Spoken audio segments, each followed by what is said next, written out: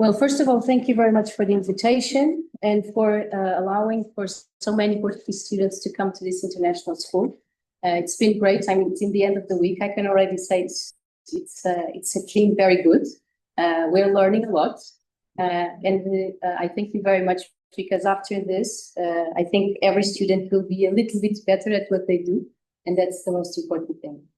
Let me just put here the clock, because sometimes I speak too much.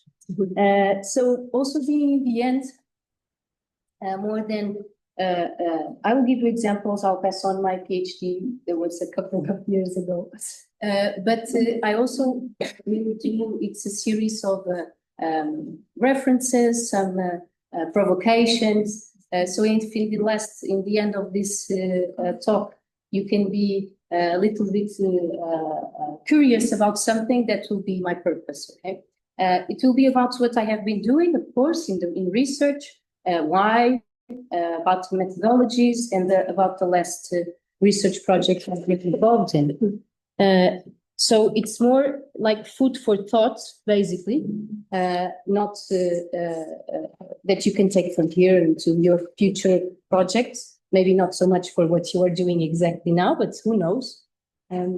So I'll go to this.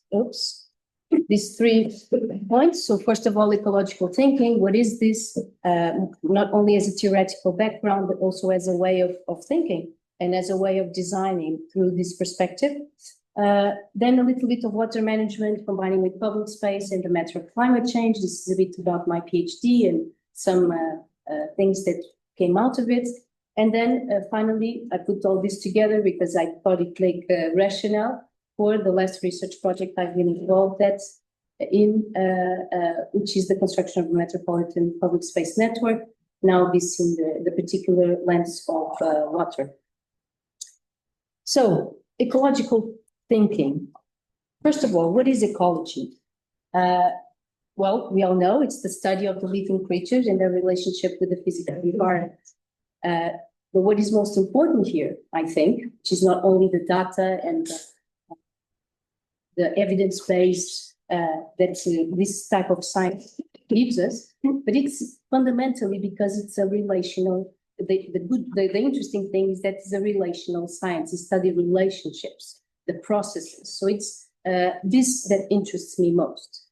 Like Nina Maria Lister said, is relational by definition. It's also a set of observable empirical phenomenon with an evidence-based framework that guides how we see, what we assess, measure, and that what we can use in our designs. There's so much things we can learn from ecological relationships. And this will be a series of 5 slides that I showed in the beginning of the studio classes this year for this student, like the main motto of the studio class, which is exactly to try and look to those relationships and see what we can take out of it for our designs. And there's this very known Italian researcher, Stefano Mancuso, like I'm sure you all know, that talks about the intelligence of plants. And he argues very clearly that we are not the only intelligent human beings on the planet.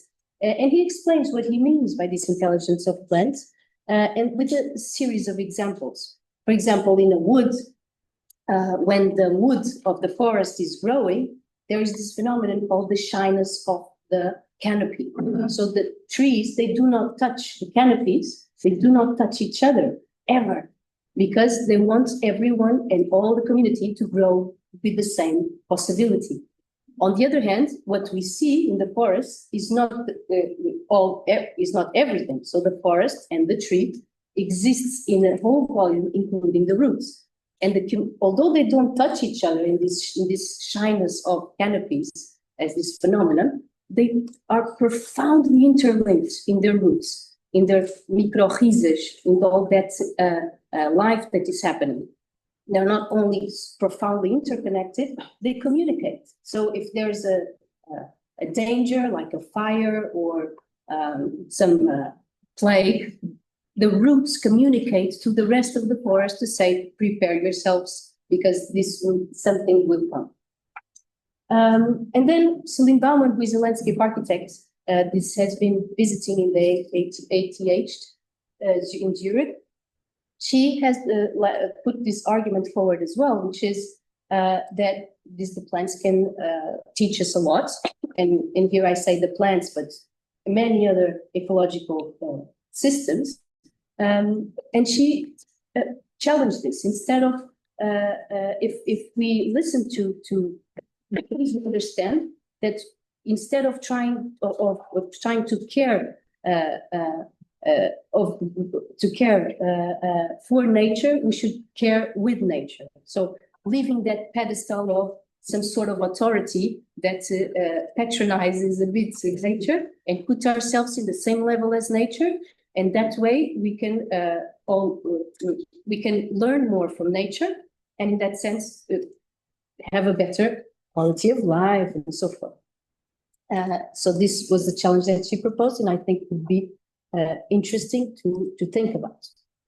Also, of course, she picked up this author, Donna Haraway, that everybody knows as well, which has this theory on the refusion of this human exceptionalism, which is said to be a post-humanistic perspective.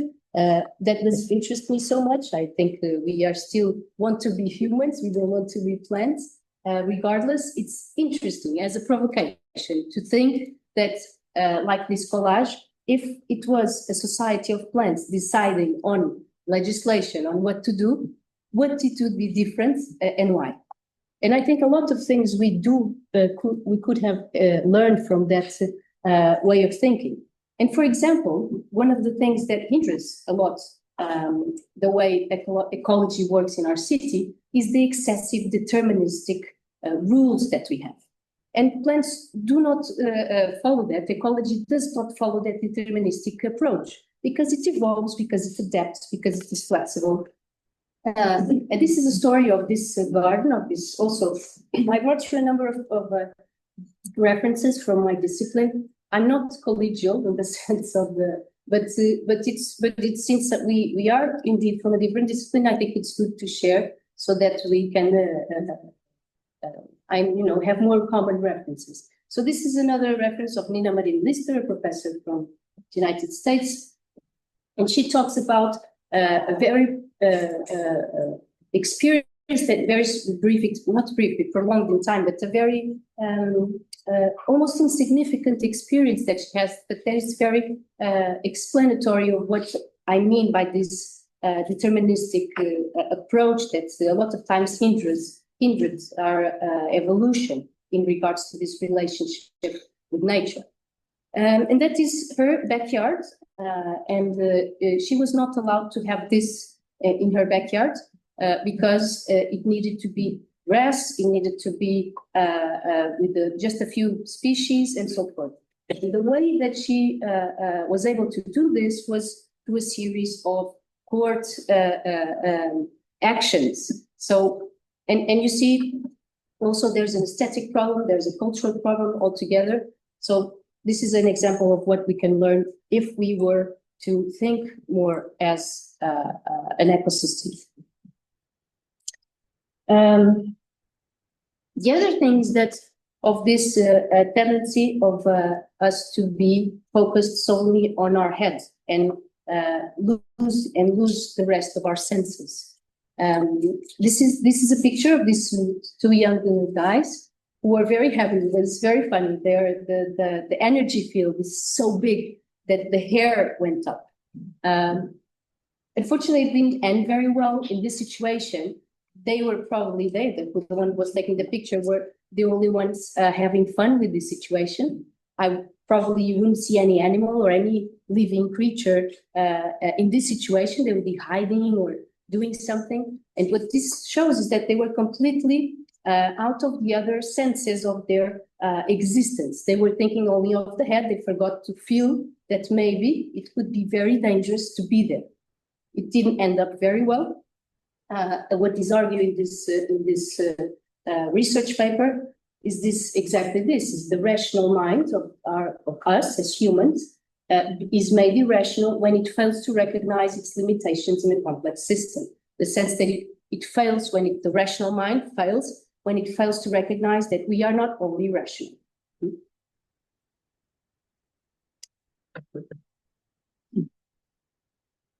I bring you also here this artist who also came to speak to our classes, Luisa Salvador. And artists have this way of also touching us in some way. And she also felt this disconnection, like so many other artists, so many other people which are not artists. And she did this, which I think is very beautiful, which is this attempt on trying to come back to nature, trying to alert the rest of the senses. But she did it in a rational way because it's the only way she could.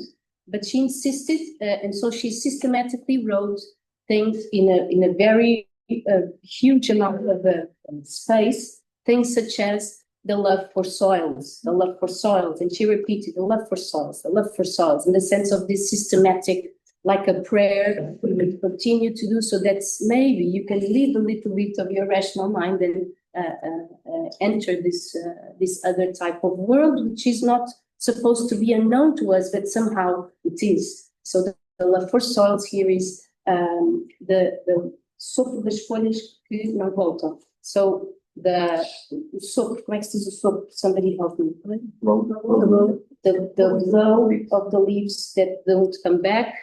And yeah, they have a lot of sentences like this.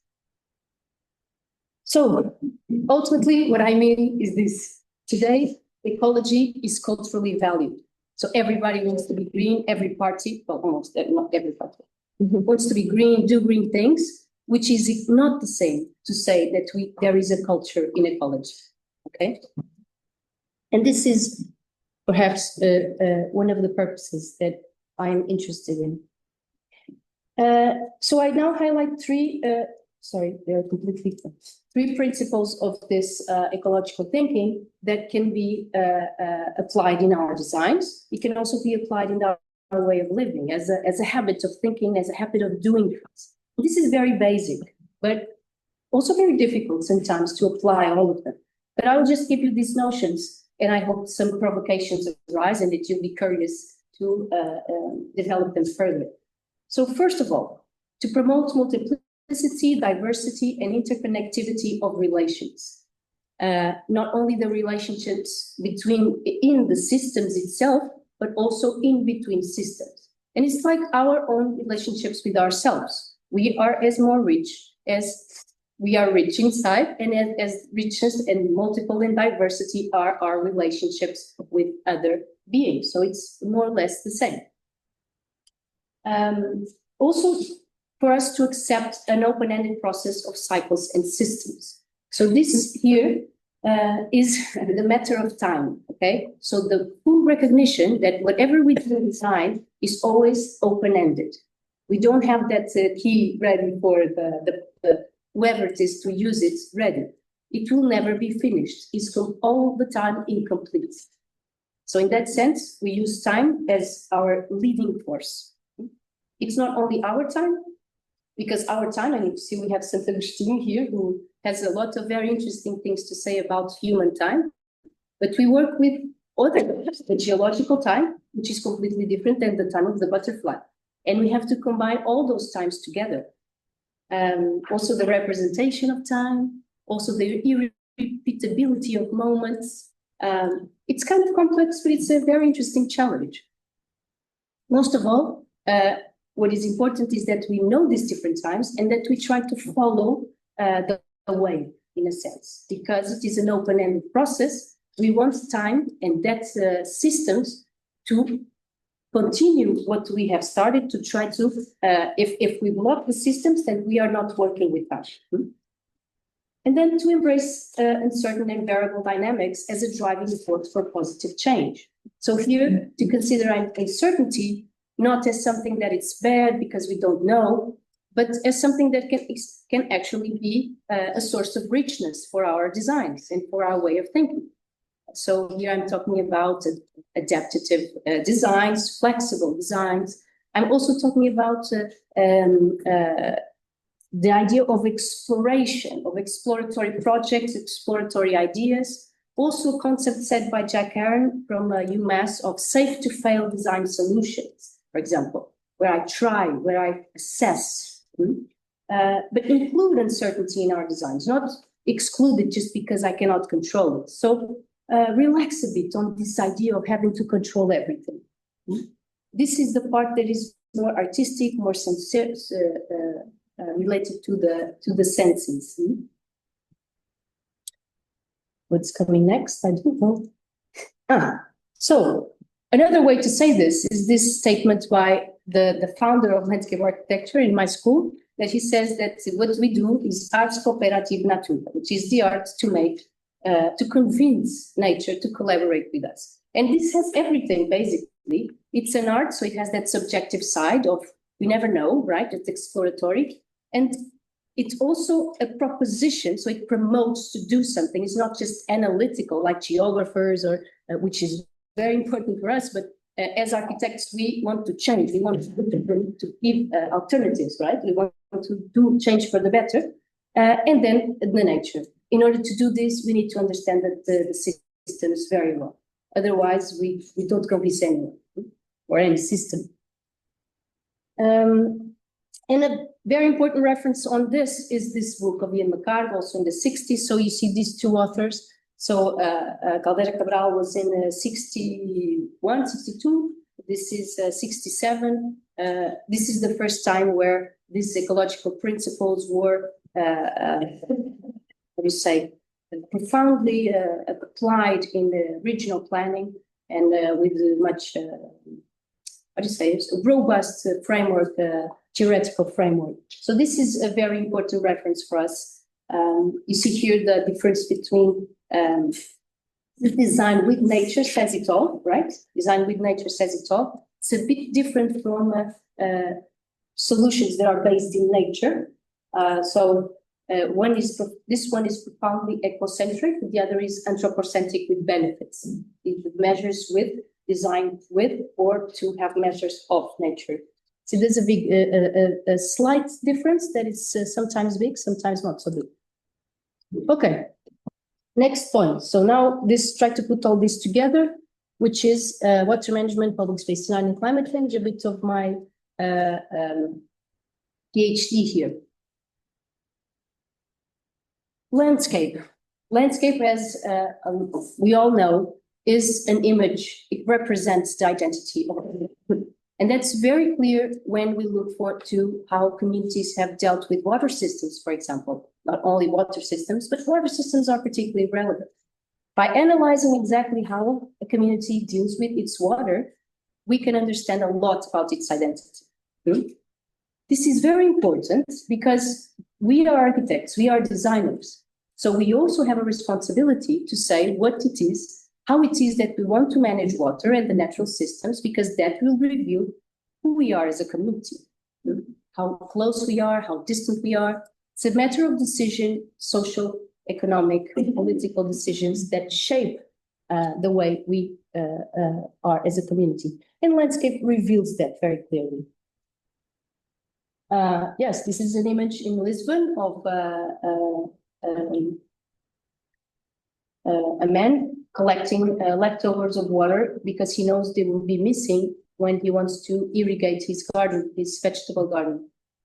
See, this is the landscape speaking for itself.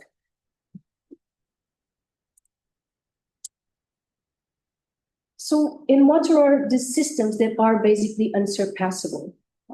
They are structural and structuring engravings in the landscape. They are also the oldest and most permanent enduring engravings in the landscape. Even more than they're dynamic, volatile, and they change their relationships.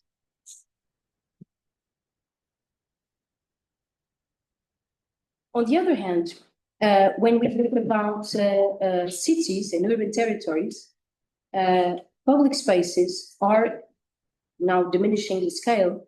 They are indicators to reveal these relationships, these urban water and cultural relationships, the way the public space is designed, the way people appropriate public space, are also very good indicators of that. And why are we interested in public spaces? Now I'm focusing on the city, obviously. Well, because public spaces, they are super rich. Almost everything happens in public spaces, right? Big celebrations, big popular parties. Also, art manifestations, when you want to salute some sort of power or some sort of message. And also the not so good things. You also see a reflection of what your society is by some not so good things like revolts, manifestations, I say violence, confrontations, homeless, and so forth. It's also where you can provoke more, where some artists choose to convey message. And when we talk about climate risks such as flooding, cities are particularly vulnerable to climatic risks, as you know, and flooding in particular. Within cities, then public spaces are even more at risk because they are the most vulnerable spaces. It's where things happen, right? It's where these extreme events affect more. And public spaces have this extraordinary thing also, which is they are very adaptable. You saw with COVID, right? They change very quickly in order to accommodate different types of situations. Regardless, when a change is so out of our scope, so not is unprecedented, which is it's a word that repeats itself all the time when we read things about climate change. Unprecedented, so it never happened before. Something that it's quick, that never happened before. A lot of times, and very likely, public spaces do not have that autonomous adaptation capacity. And this is why it's so important for us to, as designers, to adapt before it is not possible. This is why adaptation measures and what you are doing is consubstantiated. So it's argued that it makes sense that what we do is that we should be doing what we do. On the other hand, public spaces have a very important thing, which is people and communities are the ones who know more about existing vulnerabilities and are the ones who know more about how to quickly face that vulnerability, in order to survive. So the knowledge of public space, this knowledge of communities, is always very important. So I'm talking about these strategies of bottom-up. Of course, top-down strategies are also important. Top-down is projections of climate change. That science that tells you this is going to rise in this interval, from this interval, regulations, policies. But the existing vulnerabilities and how the communities have been facing those vulnerabilities is also very important because it is completely context-based, site-specific, and very different from one place to another. So a solution can be very good for the north of Europe and can be very disastrous for Portugal, for example. And this is a picture that I think speaks for itself. So there was no space to refresh inside this house. So basically they put a pool in the public space. And it's okay because public space is of everyone, right? Maybe not so safe. You saw the cables there. So I will just now gather a series of characteristics inherent to public space that make it particularly good to apply this type of adaptation measures. First of all, public spaces are based in interdisciplinary design. This is an example of what you're doing here. It's impossible to design, or it's not impossible, but it's not so rich. The most interesting innovative design comes out of this interdisciplinary means, and public spaces give you that chance.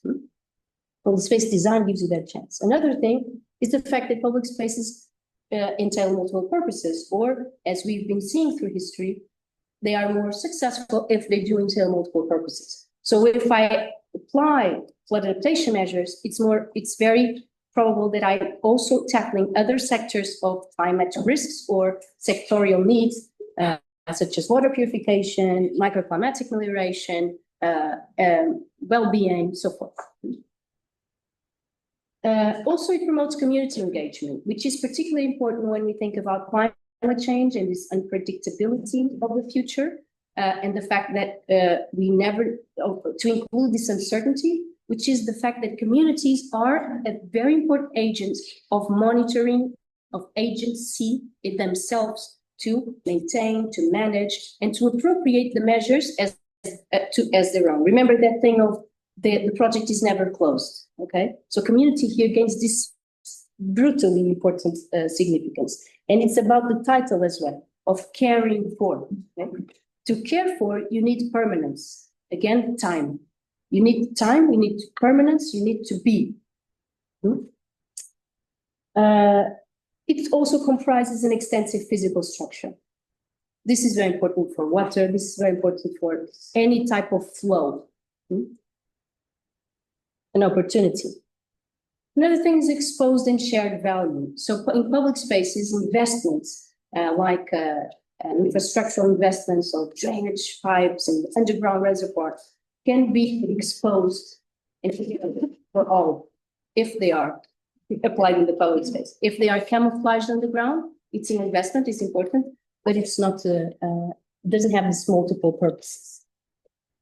And also they provide reciprocation and communal monitoring, which is if you apply, this comes back from last 2 decades research on the combination between infrastructure and public space, the fact that you can also, community can serve as a monitoring system. If the infrastructure is not working so well, people can insurge themselves about it.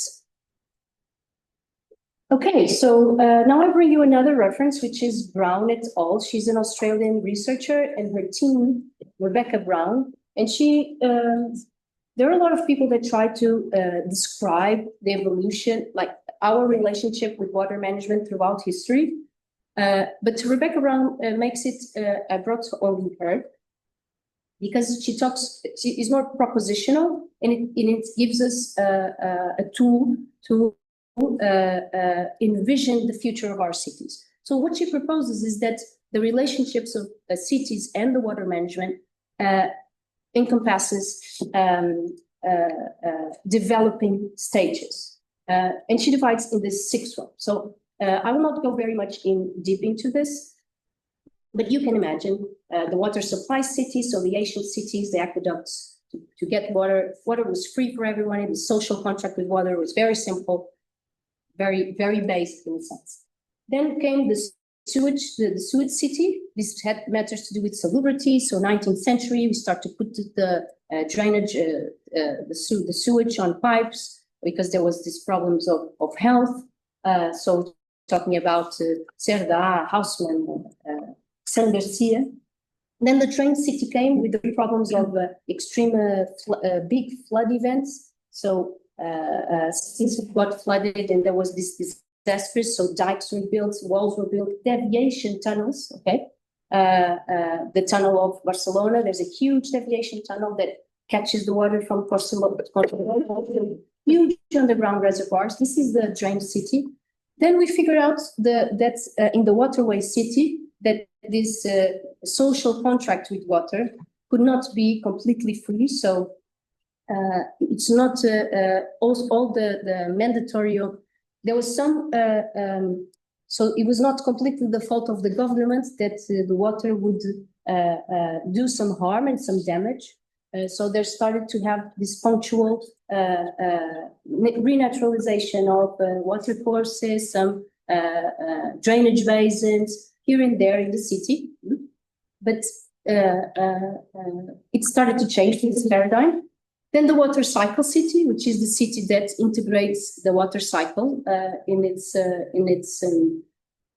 system. And here it's very clear that this social contract between water and people and government, there is a little of shared responsibilities. And then the ultimate stage would be the water sensitive city, which is that one system of water and systems of water in the city are completely helping the other anthropogenic systems in the city and so forth. So it's this dual benefits. I'm not going very deep. I really advise you to check this out. Doing this parallel with Lisbon, and you can do this parallel with a lot of cities, that would be very interesting research. You can see that Lisbon is still very far away from the water sensitive city. But not to be so bad to my country, there's no city in the water sensitive city. Okay, yes. But just to give an example, so we are now constructing a huge underground deviation tunnel, millions of euros for this, to drain water away from the city. So we're still basically in stage number 3, if we consider the amount of money that we're spending in this deviation tunnel. But we do have some retention and infiltration basins here, and we do have this new park, Parque Ribeiro Teles, that is completely, the principle is completely on the water cycle city. So we are slowly progressing towards these stages, although still with a lot to do.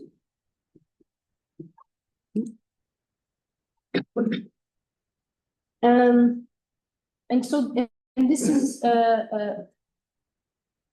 so the argument is this, joining together public space in this sense, that in the water sensitive city, public space integrate the water system into its design, so that this still disproportionate anxiety about its control is appeased and balanced with a preference for open, multiple, interconnected, dynamic, and uncertain projects. This is an example of the channel in Rotterdam that works as a public space with or without water. I'm not sure why I put this here, but this is a map, a floodplain of the 1 in 500-year flooding of the Po River, right? Yes, what I mean is that we know exactly. Yes, I know what I was going to say. We know exactly, because when we study past occurrences of huge rainfall episodes and the dynamics of the floods. Okay, so we have both waters, the water from the floods, which are come from the river, and the flood that comes from the rainwater. In Portuguese, we have 2 words for flooding: inundações e cheias. In English, they just say flood. So our Latin languages are very rich. But there are 2 types of flooding. But when we study these past occurrences, we are able to statistically know exactly what will happen in 50 years, 100 years, and 150 years, 200 years. This is a very precise science. And what astonishes us, and this is why I put this here, is that every time that there's flooding in any city, and this is not the problem of underdeveloped countries. I mean, there was flooding in Germany 2 years ago, but it was crazy. It's a surprise for everyone. Like, oh, the city, so it's a surprise for everyone, and this is a surprise for a lot of us. How come it is a surprise for everybody? Because we know this. So what is happening is like a collective loss of memory, or a loss of the collective memory. And when we start to lose the collective memory, we don't evolve as a society. So that cannot happen. And another thing is that with this is based on past occurrences. To this, we must add that part of uncertainty, which is climate change, that says this is past, but this will happen in the future. So we should add the plus with the projections. So all these formulas that we learn in our school on how to get this done, this hydraulics, not hydraulics, hydrology, hydrology, not the hand, not the pipes, but hydrology. We should change the formulas. So every discipline now is actually rethinking their mathematics in order to add to the past occurrences of the future projections. So this is not accurate now because of climate change. And so I also will share with you this paper that I wrote with Professor João Nunes about this thing, because we were discussing one time saying, how come people think it's a surprise? How come Lisbon is flooded and everybody's like, oh, it's happened again. like it is something, it's crazy for us. So we wrote this in like a conversation, and we put it in the Journal of Architects that is very mainstream, and everybody reads it to see, to hear our contribution to this. And it's also in English, so I will share it with you in the drive. Anyway, no time. Okay. There are already a lot of public spaces that try to deal with flooding and water management. And in my PhD, what I did is I collected a very big amount of examples, and I tried to organize them in the types and categories. But I think what is more interesting, maybe, is the fact that is the arrangement of this sort of typology in a way that it's also open-ended and flexible enough to include other types of measures and to be organized differently. For example, this is the result. I chose to organize them in different infrastructural strategies because my main goal of the thesis was to reach engineers who are completely dominating the water management, and that was in my hypothesis not something good.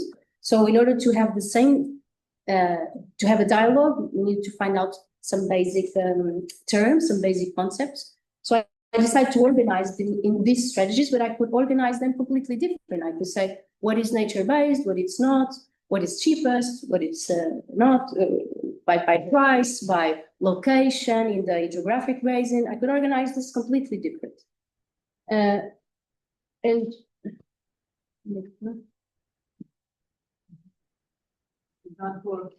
Okay, so I put this in this diagram, which is more or less infinite. So you can add here different categories, you can add different types until infinitely. And you can also make them relate the categories to each other. So if I choose, for example, store measures, these are the ones that directly fit the strategy of storing, but indirectly, you also have other measures that relate to each other. So try to give a little complexity of something on something that it's not, that it's complex, and it's good that it's complex and it's rich. So this was for all types of flooding. I also put some diagrams of typologies.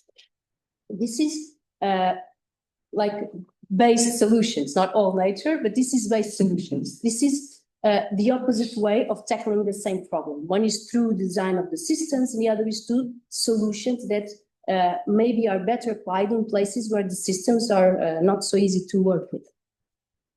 This is all in this book that you can see in your libraries, I hope. And now I can go from each measure, but I don't think it's so interesting, but I'll go very quickly. So you have the green measures, you have the examples, the strategies that they fulfill. Here, the urban furniture, a lot of communication, of provocation. Here, there you have the inverted umbrellas of the movie. And this is typology, of course. The design itself, it's not so, it's supposed to be a reference and to propose discussion. It's not a final design. You understand that, right? So it's very important.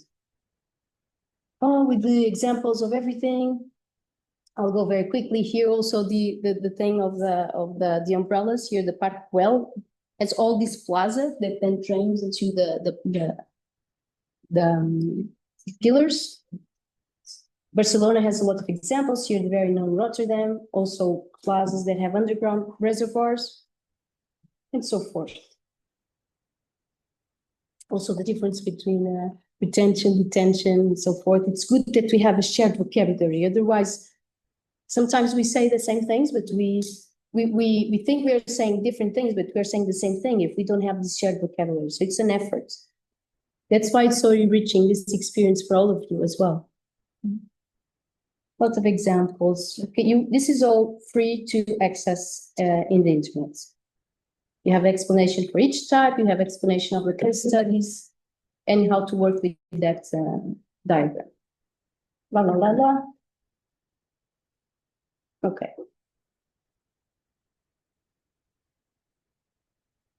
Okay. So now, finally, I'll talk a bit about my last research project because I thought it makes the sense of this reasoning, and also share a little bit of what I want to do next. Okay, so public space again.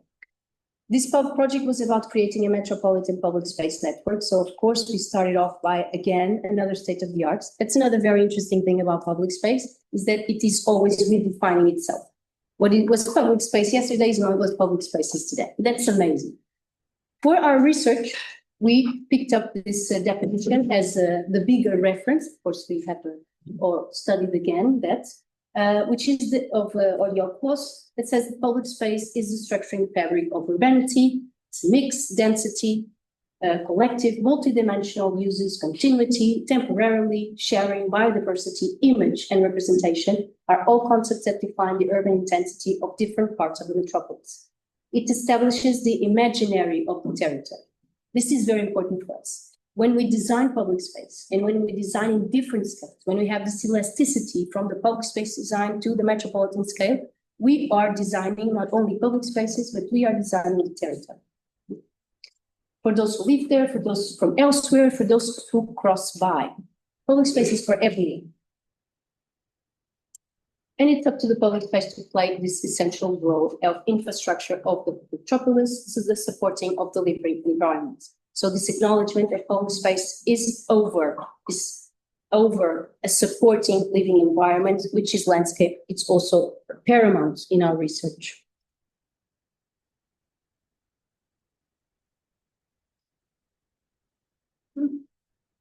Okay.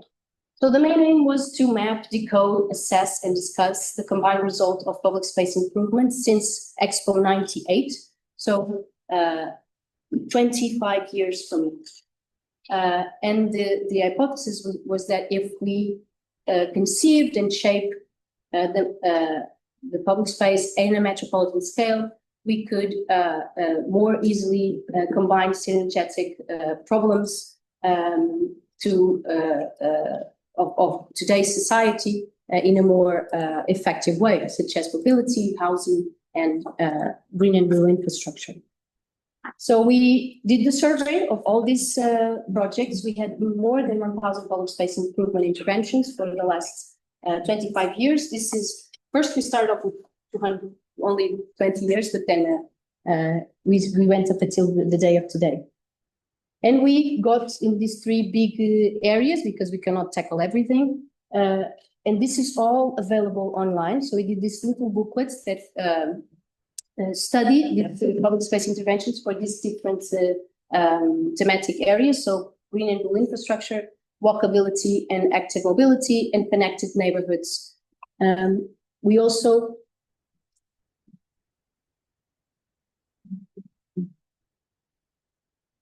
sometimes it works, sometimes it doesn't.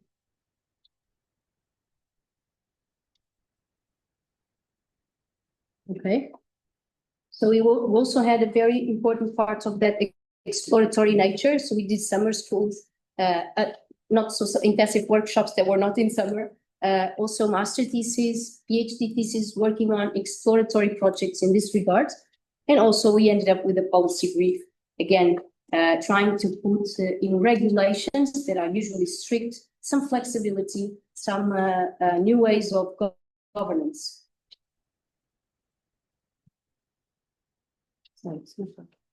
Huge team, okay? I had the privilege to work with João Rafael Santos, who was the main responsible from the Faculty of Architecture, the big mind behind all this.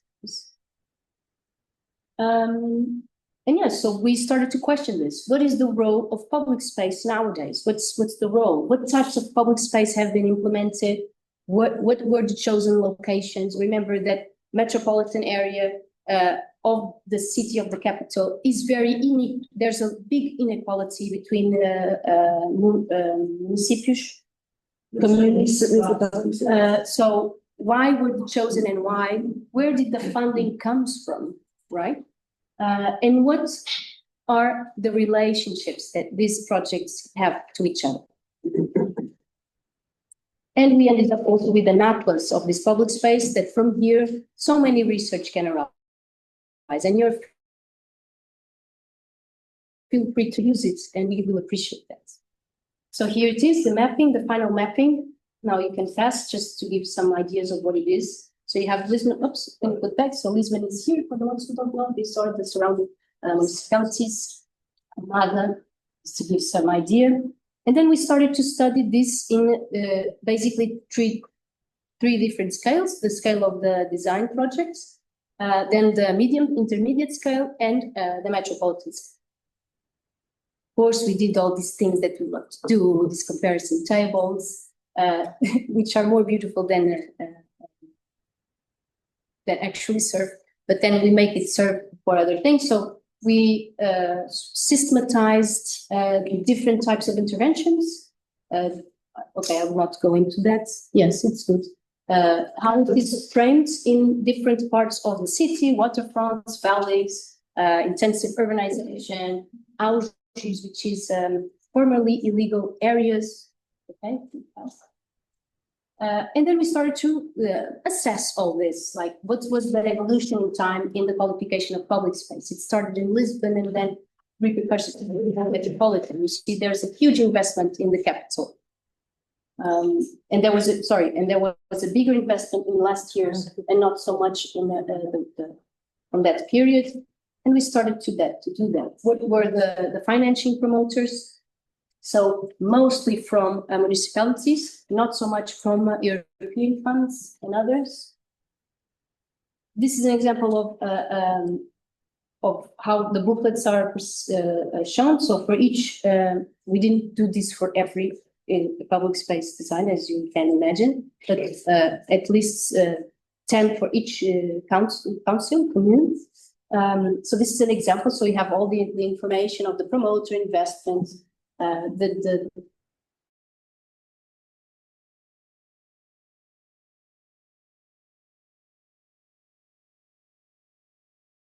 essentiality,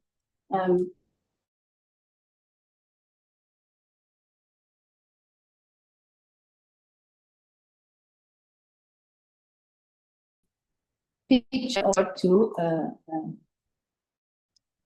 research through design, which is one way of researching to design. You can explore for new designs, but you can also use design in order to interpret your way or with your purpose, in your idea, your goal, a design that exists. Choose.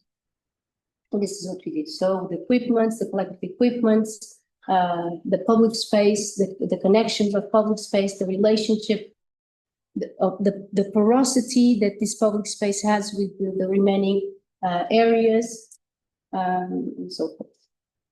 And this goes for all. And then obviously we did these comparison tables to try to understand how they are connected. It's kind of hard to explain this so briefly. This is an intermediate scale. So we also did this intermediate. So in case of the valleys, the interventions that happen in the valleys, we see some missed opportunities here, right? So this type of interventions in the left are not connected with the valley and could have been. It would be a very important difference. Mobility, the same, and so forth. So a lot of conclusions arise out of all this huge work that we did, that our team did. I actually just coordinated. Of course, this example of the studio of Lisbon, with K11, exploratory nature. The students developed a lot of good ideas on this. It also is part of our outputs. Some examples. Master thesis on one of the valley on soil and forestry. How can those interventions that were not connected be connected? And another master thesis on the same subject here in this green corridor of the metropolitan area, also combining the missing links of these public space interventions. Of course, then about water, going back to the beginning, we also had some reflections. And we, oh, sorry, I actually need, so I have to go back. Yes, please. So again, in that moment where Lisbon is flooded, the journalists, they call everyone to comment. And of course, we also did that. We said the same thing as we say for ages. But here now with the examples of good intervention projects that we considered, it would be more transversal. And we've made 5 principles of action and 18 projects so that could be shared. So this idea also to not be in the sphere of academia and try to communicate with the communities is also very important for us. So we gave examples, one for each commune. of good practices in our metropolitan area. And we go for just an example. And I think that's it. I'm already in the time. And now one more to see that this, don't put too much because this is dynamic. No, on the back. So the goal now is that there's still a lot to do, right? If we want to reach the water sensitive city, and that is basically my goal, to continue on working on this elasticity between scales on public space and in this goal of the water sensitive city. And now the last one, this is the site. You can go there and share and also, how do you say, interact with us if you wish. It's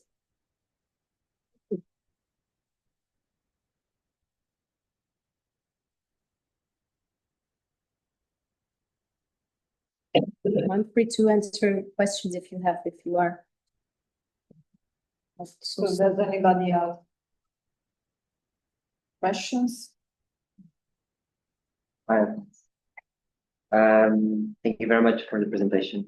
There was a lot of information on an important subject, is the water. But I wanted to, for our fellow mates here, which are more related and more focused on engineering and architecture, more like of a, I would say, of a physical and a hard component instead of this living space that we usually create. I would like to ask, you've shown some examples of water and the extreme that water can project and can do on our public space. And I would like to ask you is, what would be the main goal and the main idea that you would like for our colleagues to take home in terms of what's the value, how can we create value with water on our public spaces? And in this smaller scale, which is what I think they usually work with, what's the main idea and the main focus that they have to have in terms of how to build and project with water? In the small scale, I would say it is the fact that water is a very precious, rainwater is a very precious resource. And that's one of the basic principles still on the stage of the water cycle, not even in the water sensitive city, is that acknowledgement that we have a lack of water. So in the small scale, I would say that the biggest advice would be not to lose a single drop of rainwater, if it's possible. So try to make it as much as we can in the surface and play with it as much as we can. In the sense that, you know, that pinball game, it's like if you lose that drop of water into the sewage system, you lose the pinball game. So you try always to work with water, put it in the surface, retain, collect, then reuse. And when it goes to the sewage system, the combined sewage system or the river, you lose that game. So that could be a very basic advice for a small scale.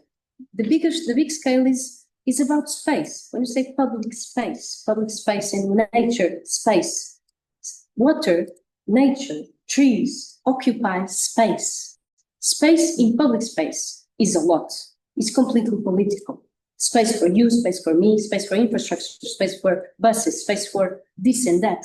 And we must acknowledge that nature needs space. When there's flooding, water is just going to occupy the space that it was its own. Remember the beginning of where water is the unsurpassed system?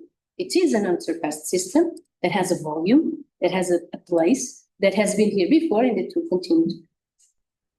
So yes, don't forget that it needs space. Nature needs space. Trees need space. And this is very, sometimes it's very conflicting.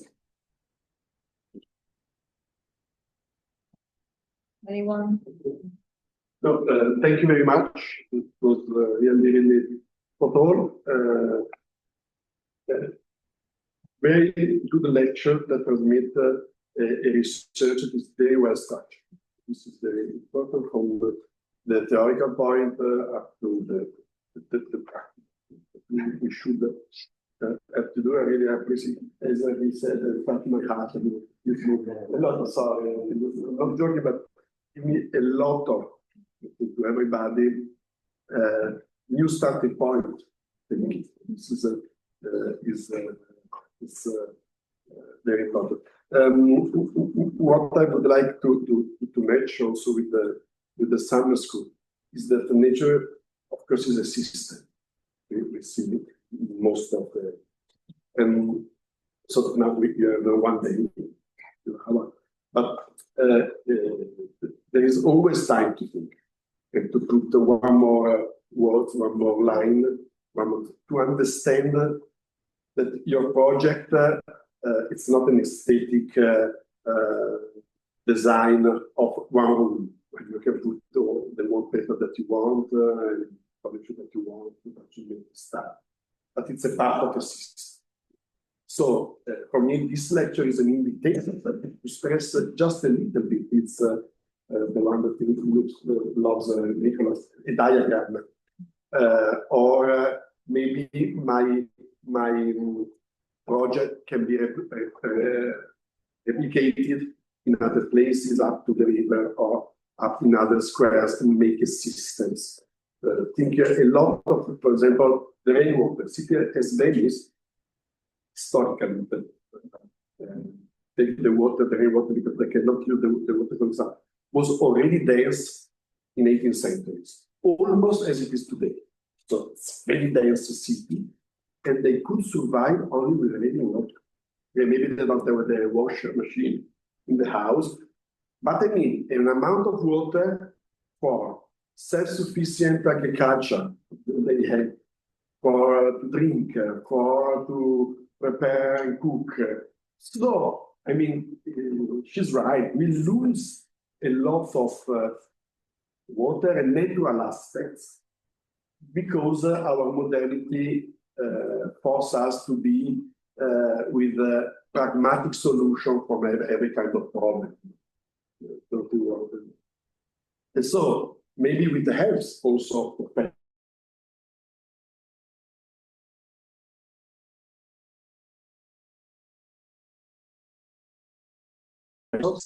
okay, evaluating also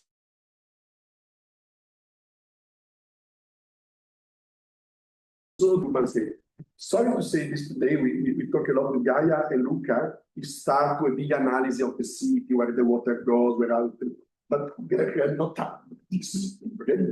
So a possibility is bottom up. Just start with your idea, say, but what if, which are the possibilities of extension of the nature as a system? Because without a system, the nature doesn't exist. You have to put more money and more energy than what you get. Okay, so this is one of the inspirations. Thank you very much, because really it's interesting also for our research activities that we do here in the scale. I'm really happy to have you as a guest. Thank you.